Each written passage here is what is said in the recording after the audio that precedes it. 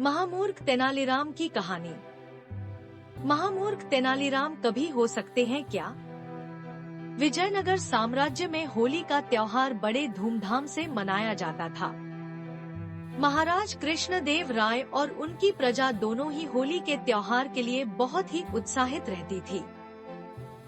होली के त्योहार पर राज्य में अनेक प्रकार के प्रतियोगिताएं होती थी, जिसमें जीतने वाले को बड़े बड़े इनाम दिए जाते थे।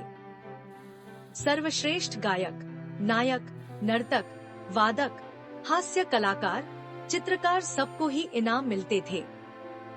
परंतु सर्वश्रेष्ठ पुरस्कार महामूर्ख का था। जिसको भी महामूर्ख होने का पुरस्कार मिलता, उससे सबसे अधिक स्वर्ण मुद्राएं मिलती थी। प्रतिवर्ष तेनालीराम हास्य कलाकार का पुरस्कार जीत जाते और पुरस्कार के फल स्वरूप उन्हें बहुत सारी स्वर्ण मुद्राएं मिल जाती। दरबारी इस बात से जलते थे। एक वर्ष होली के उत्सव पर दरबारियों ने सोचा कि कुछ भी हो जाए, इस बार हास्य कलाकार का पुरस्कार तेनालीराम को नहीं मिलना चाहिए। इस वर्ष दरबारियों ने एक चाल चली। उन्होंने तेनालीराम के एक सेवक को मिला लिया और होली की पूर्व संध्या पर तेनालीराम को भांग वाली ठंडई खूब पिलाई। तेनालीराम को छक कर ठंडई पीता देख सारे दरबारी अति प्रसन्न हुए। उन्हें पता चल गया कि इस बार तो इसे किसी भी हाल में सर्वश्रेष्ठ हास्य कलाकार का पुरस्कार नहीं मिलेगा। अगले दिन की सुबह हुई। सब दरबारी दरबार पहुँचे। प्रतियोगिताएं होने लगी। राजा कृष्णदेव राय ने इधर उधर देखा, दरबार में तेनालीराम उपस्थित नहीं थे। महाराज थोड़े क्रोधित भी हो रहे थे। दोपहर हो गई। प्रतियोगिता से कलेवा का अवकाश भी समाप्त हो चुका था और फिर से प्रतियोगिताएं शुरू हो चुकी थी। सर्वश्रेष्ठ हास्य कलाकार की प्रतियोगिता चल रही थी।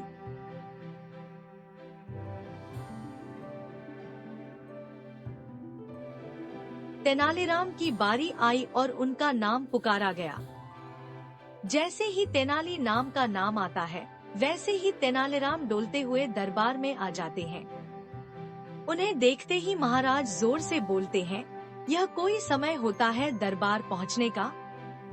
अभी आए हैं, वह भी इस अवस्था में। मूर्ख है आप तेनालीराम, और मूर्ख ही क्यों? आप तो महामूर्ख हैं, महामूर्ख तेनालीराम। आपसे बड़ा मूर्ख तो इस राज्य में है ही नहीं, जिसने होली के भव्य वार्षिकोत्सव का आनंद ही नहीं लिया। आधे से ज्यादा उत्सव समाप्त हो चुका है और आप अब आ रहे हैं। तभी डगमगाते हुए तेनालीराम दरबार के बीचों बीच गिर जाते हैं। उठने का प्रयास करते हैं पर उठ नहीं पाते हैं। उनके इस अवस्था को देखा सारे दरबारी लोटपोट कर हंस रहे होते हैं। वही राजा कृष्णदेव राय को भी हंसी छूट जाती है। तभी दरबारी में से एक आदमी उन्हें उठने के लिए हाथ देता है। तेनालीराम बार बार प्रयास करते हैं पर उसके हाथ को पकड़ नहीं पाते। जैसे ही पकड़ पाए, वैसे ही खींचकर दरबारी को ही जमीन पर गिरा दिया। यह देखकर सारे दरबारी और जोर जोर से हंसने लगते हैं। अब तेनालीराम उठ ही नहीं पा रहे थे। जो भी उन्हें उठाने जाता, उसका हाथ तेनालीराम इतनी जोर से पकड़कर उठने का प्रयास करते हैं कि उठाने वाला भी गिर जाता। सारे दरबारी हंस हंस के लोटपोट हो रहे थे। यहाँ तक कि राजा कृष्णदेव राय भी हंस हंस के लोटपोट हो चुके थे। तब अचानक से तेनालीराम उठकर खड़े हो जाते हैं, जैसे उन्हें कभी कुछ हुआ ही नहीं था। हंसते हंसते राजा तेनालीराम से पूछते हैं, यह क्या था?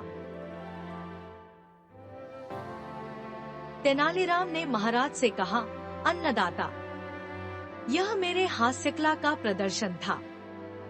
महाराज और जोर जोर से हंसने लगे। उन्होंने कहा, अद्भुत तेनालीराम, आपका अभिनय अद्भुत था।